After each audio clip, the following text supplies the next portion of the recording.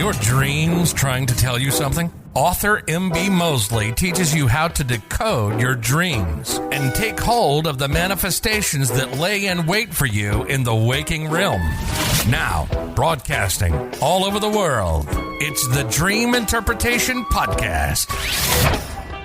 Hello there, Dream Zone Interpretation Tribe. You are now tuning into the Spiritual Sweet Spot Saturdays. Say that fast. I dare you, dare you, dare you. All right, guys, I'm so excited to introduce this session. It was impressed upon my heart because I felt that we are dealing with all things spiritual dream realm. So why not add little days like this? I don't know why the days have to be little, but why not add days like Saturday just to kind of get that refresher that will touch the center of our spirit. And I'm also excited to lead these sessions on Saturdays from a manuscript that I have had forever. You heard right, a manuscript. That's how much I love you guys. Hello, and welcome back, family. Yes. You are tuned into the right podcast, right time. This is the Dream Zone Interpretation Podcast. However, you're joining us on a Saturday where we are discussing everything soul and everything spiritual and soul related. So welcome to our Saturday Spiritual Sweet Spot. I am your host, author, and sister friend, M.B. Mosley, also known as Memory Bengessa Mosley. And I hope that this podcast finds you and your family doing well. Welcome. Come on in. We are having a great, awesome discussion today. It is imperative that this is downloaded and or listened to in this day and age.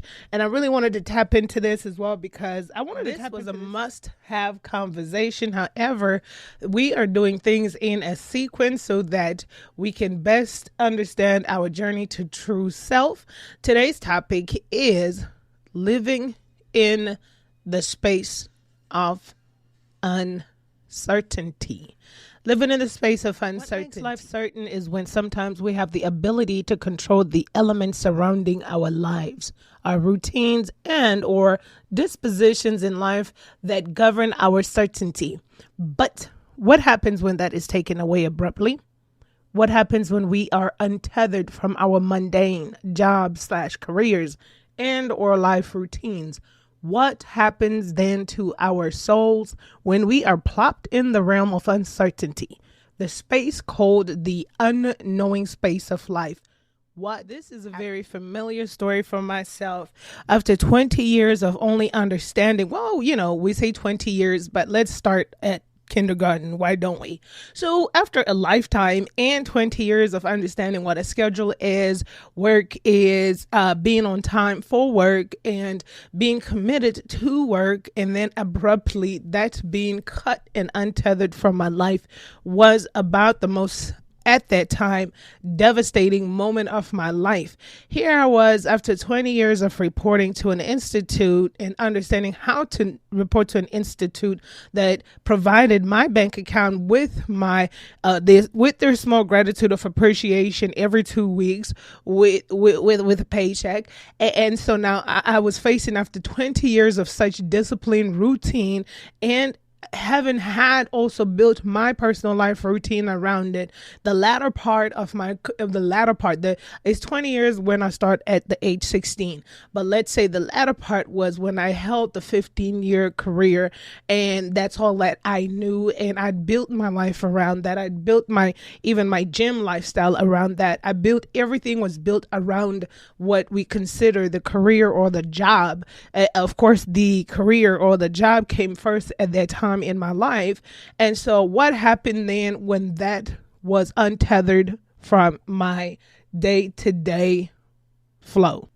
It was an awkward moment in life because I knew I had no concept of anything else, but that was the only thing that up until that time that I felt for myself that defined me, that defined my worth, that I this is real talk. So I felt like I was really lost. It was a moment of, I had 6 months of darkness within my soul because I didn't know, I had never felt how it feels not to be able to get up and have somewhere to go or have a calendar full of things you needed to do for someone, whereby you are held accountable and responsible, and then where you accept and anticipate the reward every 2 weeks. There I was for the first time in my life in 20 years, idle, still as a mountain, and just torn to the core because I didn't know which way to go. I had not seen this derailment coming, but it came. I had seen a different destiny for myself at that time because I was planning some things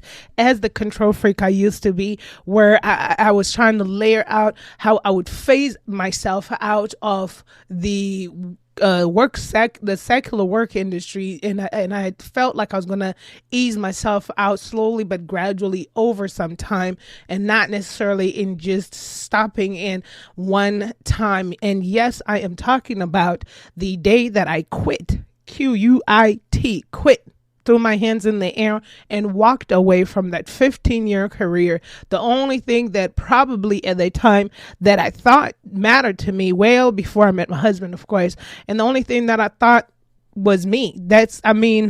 Yeah, I used to write books around that, but it was leisure writing. It was writing in between, but that career occupied my mind, my space, my physical, my being every 24/7, though it wasn't every 7 days, but in my mind, everything I had to do was targeted around that, my commitment, my calendar, my routine. And so now there I was, and it was done. Dizzity, done. Complete, es todo, done, complete, goodbye, quit. What was I to do? Yes, it was my choice to quit. I chose that path for myself.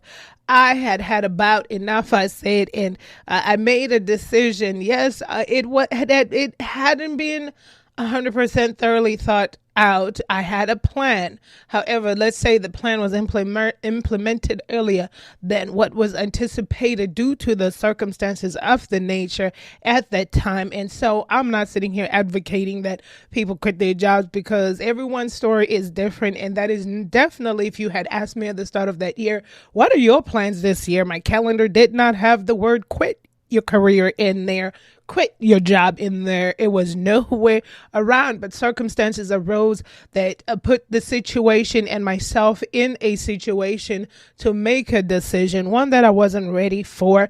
However, I digress. So there I was, living in the realm of uncertainty. The things and circumstances that had taken place up until the point up until the point for me resigning. Let's say the nice word for it, up until the time that I resigned there, I was on vacation, and mulled around the idea, due to the circumstances that had arose. And one day maybe we could go into it. And I think I may have spoken about a few of the circumstances of lack of integrity from top leadership and so forth. But other than that, I digress. One thing I'm not going to do is ever sell my morals and my values for a dollar amount. So anyway, so that happened. Que sera, sera. That happened. I sat there in oblivion. I mean, I know I made the decision. I will not say I did not, because people are like, so why you quit anyways, but understand, if you're a person that's dictated in life based on your morals and your values, and somebody, let's say at your career, says, let's steal this, would you steal it and go with the plan?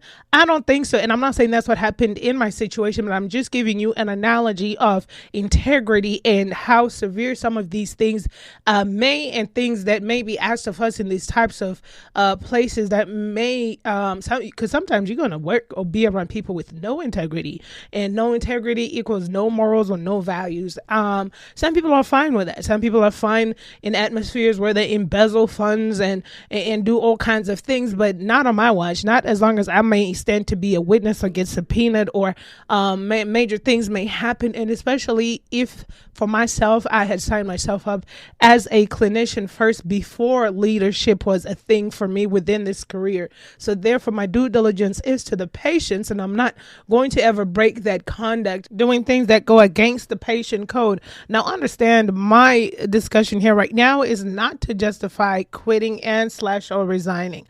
However, once again, there was a a exit plan that I had planned for myself, which was still 5 years short from the time that I did this. However, let's say the plan was implemented immediately. But now there I was. Perhaps for some of you all, it is not the fact that you quit or resign. Perhaps for some of you, you get laid off. Perhaps for some of you, your hours get shut. Perhaps for some of you, get fired. Perhaps for some of you, you decide to change path or course, or sometimes it's transitions and things that happen in life and circumstances that push you out of your mundane routine and or just hijacks your everyday today flow. So perhaps it's that thing that you were used to doing and now you're in the middle smack dab, just like me, looking around the walls in a space. For the first time in my life, I felt so defeated by life in that 6 month of darkness of my soul.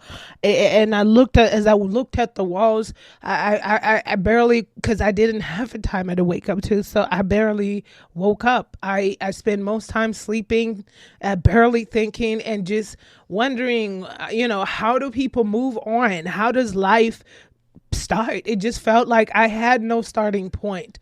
And so I had to dig deep in my soul, but I had to allow myself that time to at least grieve the loss of routines and time schedules and job careers, happening positions. It wasn't easy hushing the ego.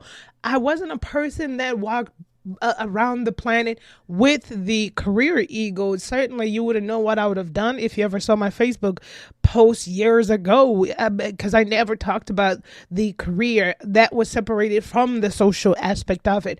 But low key inside my heart, I was a little bit proud of what I did. And so now here it was, I didn't have that. I didn't have people to be responsible over. I didn't have a responsibility or the thing that I thought defined me was gone. Looking at the walls, looking at the ceilings, I struggled. I struggled thinking about why it just felt like an end. It was a horrible end to a tenure of what I would like to say excellence. And so, excellence, when I work, I put my mind to it. I have an unmatched work ethic. However, I digress. Who's tooting their own horn? Toot toot. But so here it was, right? And it's like, how do you pick up those pieces? Perhaps it's not even career related. Perhaps it's transitions in the life. So for some, it may be a divorce after so many years, and your partner is who you know. Perhaps it's a separation. Perhaps it's something abrupt that has torn a strong relationship apart. How does one go on? And it's not about picking up the pieces to your old life or picking up the pieces to your life, but how does one go on? Literally in that moment of darkness, I mulled around with ideas, not knowing if I even wanted to go outside. I spent most of those months indoors because I just didn't even know which way to go. Which way as those 6 months, as those six dark months started to come to an end, I started to seek a process to help me in this space of uncertainty. You're talking to a person who was used to the control of life and the predictability and the routines of life. Yet here I was without one. And so I started to mull around in my head trying to find information and trying to figure out how it is that I can revive myself and my life at that moment. And this is what I found. As a being, I found it important to utilize be. Get it? As a being, B-E-I-N-G, I found it important to utilize the be, which is B-E in being, to help me navigate this time and space in my life, and understood that the universe was trying to relate to me. You see, our soul's being is not determined by our superficial external being. So the soul is not governed by circumstances. Rather, the circumstances of life are teaching the soul how to maneuver through this journey, meaning our careers, our accolades, our societal concepts of who we are externally is not directly related to who we are becoming and or internally. After I put aside the ego, which was my superficial me, the false me. Because the superficial/false me was identified and defined by what she did, what she had accomplished, who she was within the corporate rung of the ladder, and what drove that ambition, and so forth and so on. After I put aside the ego, the superficial me, the false me, and took the mental of discovery to my true self, by exercising the points, remember, in the last podcast, such as investigating who I am internally. So this is the sequence we're working with, because if you recall, the podcast before this one is we were discovering who am I, who is self. And until we determine first and foremost who we are, who we really are, and what determines our self in this journey to true self, then only are we tapping into our internal soul's connection. I understood then, after exercising the points from the last podcast, discovering who I was internally, that my soul, my divine being that dwells in me, I then understood that the external self had to die. The external self was the superficial false self that wore and bore the pride and the ego and the things that society had said had to drive on the surface when you look at the pictures, right? But when you dig deep, remember why somebody once said, pictures tell 1,000 words. Pictures tell 1,000 words. And now I understood much more than trying to compete with life's societal pressures. I digress. After understanding that the external, superficial, false self had to die a very hard and painful death, I understood before I could even exercise my full powers of true self in those 6 months, I had to do a couple of things. One of the things that we as conscious people have to understand that things happen for a reason. There is no coincidences. And once we wrap ourselves around that, take a sit and start to observe. These are some of the things that helped me during this path of uncertainty, living in the unknowing space. I decided that there would be 3 B's, that is BE, that will define and help me and mold me through this spiritual journey that I had started to seek and grow. So the first that helped me to the journey of true self, as I was killing and or trying to kill off the external self, the false self, the superficial self, trying to choke out that ego from me as it was slowly but surely dying, I decided that number 1, the ancient book of wisdom says, be ye transformed by the renewal of your mind. From the reason also being that once you connect your soul to your spiritual sweet spot, you understand that be he transformed by the renewal of your mind. In spirituality, it is an opening of the mind, functioning in a different manner. Be ye transformed by the renewal of your mind. Renewing your mind, meaning being of a different mind than the mind that you functioned of. One, being open-minded and understanding. And what comes from an open-minded mind is a million more possibilities than one that will come from a closed mind and or a mind that doesn't grow from its circumstances. So understanding that everything we are is in us. Everything we need is in us. We have to go and fetch it in that pathway between the conscious and subconscious mind.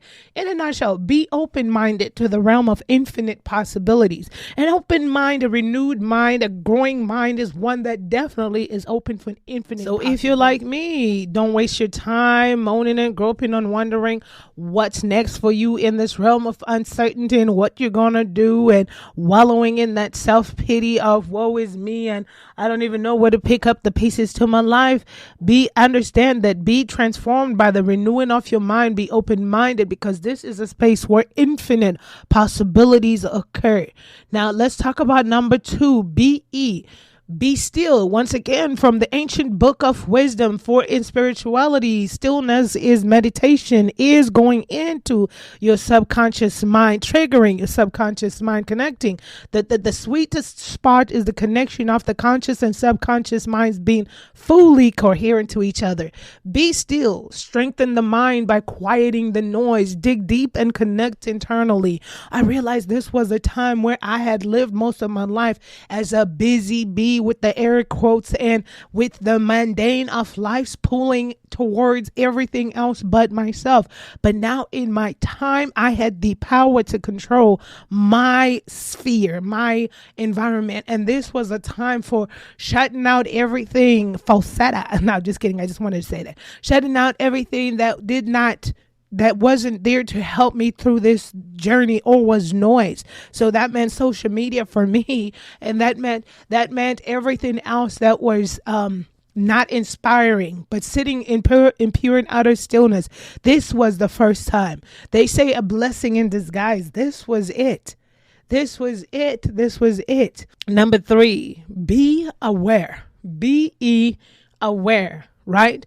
Awareness, to be aware is to be conscious, and to be conscious is to be aware. Be alert to the signals of the universe. Understand the power of free will and choice, for that is what helps us navigate this spiritual journey.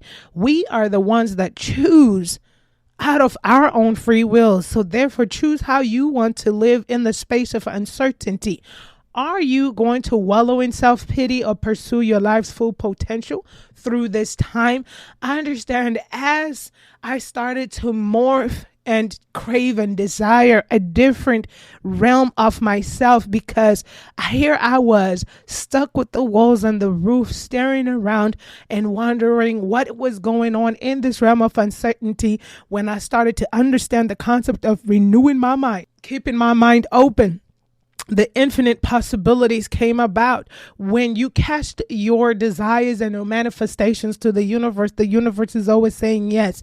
And there it was. I was slowly but becoming a little itty bitty business person, a little itty bitty business woman with the possibilities and contracts that were opening up for me. Because here it was, because my mind, my train process was used to what I was tethered to.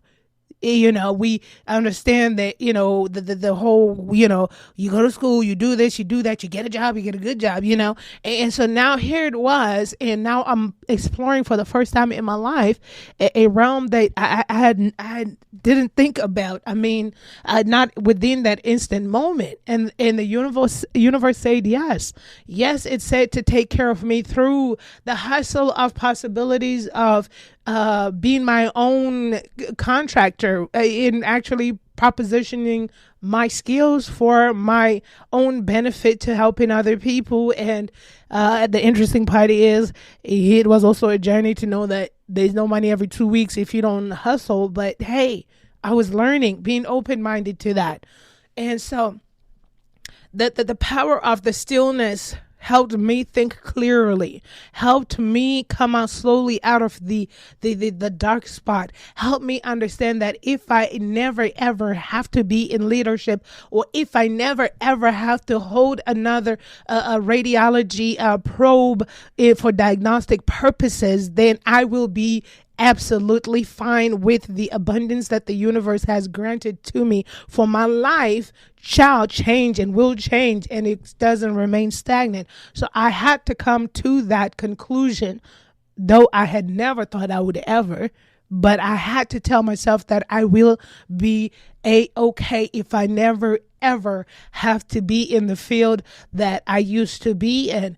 And the be aware, alert, be aware, for to be aware is to be conscious, and to be conscious is to be aware. I had to then sit back within that stillness. And finally, after I stopped fighting in those 6 months and being in this dark bubble, I had to ask myself, what is the meaning of this time in my life? Because sometimes we're so thrust into something so unfamiliar, and it's so uncertain, it's uncomfortable. It is. I mean, who wants to be, if you're a routine person, little control freak here that you were ex-reformed control freak that who wants to be thrust in the realm of unpredictability and all this other stuff. It was an uncomfortable time. But now here at this point in time, I had to look around internally, dig deep, and ask the universe, and not ask the universe, but dig deep and open my eyes, my spiritual eyes, and see what the signals the universe was trying to throw my way. And it was so interesting because it's like I had a big old epiphany. After I came out of it, I used to tell myself this because within the career itself, it was demanding, travel and so forth. Every 2 weeks, it was about between 145 to 150 something hours of travel plus work and all this other stuff. And miraculously, sometime in between then, I managed to write a few books that I published. But other than that, I used to be like, oh my gosh, I used to like literally daydream of moments where I won't have responsibilities because the job itself was stressful. And so I used to just sit there and daydream off a day that I wouldn't have any responsibilities, on anyone, that I didn't have to do anything but really be concerned about myself and my writing. I used to daydream of the days that I would spend days just writing, just waking up and writing. I used to daydream of those moments when I was out on the road and trying to write and trying to, lead a whole team and trying to be involved in the clinical as well as just the corporate aspect of it all. It was all demanding and stressful, but at that time I just was daydreaming. I used to daydream of having days to myself that where I could just free flow, write and mold myself into my author brand. And then here it is, started laughing at that moment because it was 6 months of darkness because I was untethered abruptly. And now here it was. I'm like, OMG, like the universe is sending me the biggest signal of all. I now have control of my 24 hours. I do and go where I need to, as the independent contractor. However, it'll be for 3-4 hours and we sleep about 6 or so or 7. And now you have all this time. I had all this time, which is a beautiful thing because then I started to really hold on to that, gravitate to that and start I call it my catalog. But I started to build my writing catalog because my writing is getting stronger and stronger by the day. So here it is now.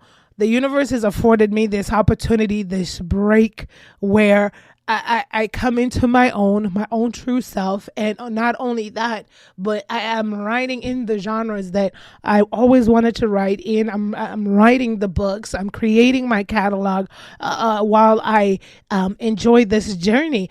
And then there's no pressure. It's like I don't have to like write a few chapters and then be away for so many months because just work and everything and come back and try to piece it again. It's just like so free falling.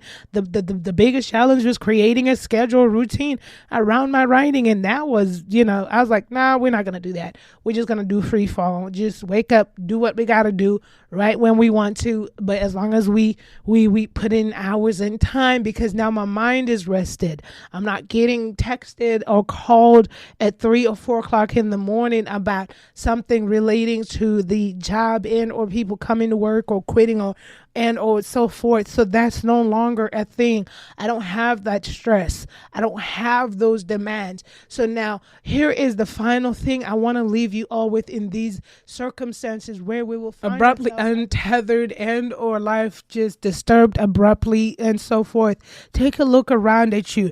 Turn every single thing that you may think is a negative into the positive. Look around the universe and ask yourself, why is this moment in time occurring now? Not why is it happening to me, but why is this moment in time right now occurring to me? Take a 360 look around yourself and ask yourself, what can I do in this moment for myself? What can I learn for myself in this moment. It was really mind blowing for me, because here it was, and I just couldn't believe this, because after I spent those 6 months, and I was, some 6 months, but I was like, oh my gosh, this is the moment you wanted.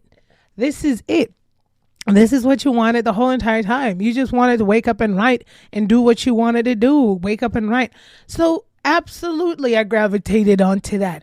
And listen, the beautiful thing about our nature is that we are able to, in every situation, we're able to be resilient. Whether you feel like you're being resilient or not, we're able to be resilient. We thrive off of that. When we're tossed in certain circumstances or situations like I was, they may be uncomfortable, unfamiliar. We may not like them, and sometimes we might grab a little bit, but at the end of it all, take a hold of this opportunity and understand just by observing around you. And sometimes the universe has a way of telling us to slow down or just take a look around, and maybe it's time to make a detour and maybe make that right turn at the fork. Maybe it's time. Pay attention to the signals of the universe, for nothing just happens out the blue. There are no coincidences, right? So understand that in this journey, in this path, in this realm of uncertainty, it is totally normal to feel very bewildered, to feel lost, to feel disconnected, sometimes even to feel dark and bleak like I was. But pull yourself out by the bootstraps slowly but surely. Allow yourself time to come out of that feeling and start to search the signals of the universe. Exercise being still, meditating and cutting the noise around you, and digging deep and connecting internally. It's a beautiful thing, understanding who you are on the inside, because everything else superficially about the world and the societal concept ceases to exist, because you will understand the most important part, especially what I love about this process for myself, is knowing that no matter what else I do from this point on in life, that thing doesn't define me. Right? Because I'm connecting to my true self, my inner self, not the superficial self, not the ego, but what defines me is my true self. So if anything at all, it brings upon an infinite happiness, a warmth to my heart and into the soul, knowing that I am who I am. Right? And that nothing else superficially defines me. So if I decide to start building clay pots today, I am who I am. I know who I am in my true self. It's not about the societal impressions of who I am. Right?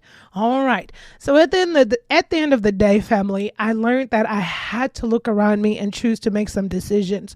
Was it easy? No. Was it hard? No. However, I understood that it was imperative for me to dwell in my soul's being, to really understand the rest, and to understand that man's concept of who I am is not my destiny, and that I have the power to make do with this beautiful space of uncertainty. I learned to surrender to the universe and let the natural order of the universe take place, which was a display of ultimate trust, and the universe reciprocated, thus manifesting this current life. I love you guys that much. Take a hold of where you are. Look at all the positives and understand that life is happening in a beautiful way for us. Life is happening right now. Not tomorrow, not yesterday, but today. Seize the moment to enjoy each day while en route to your intended destiny. A quote by Memory Ben Gessemer. If no one has told you this today, I love you. I appreciate you. And yes, we can do this thing called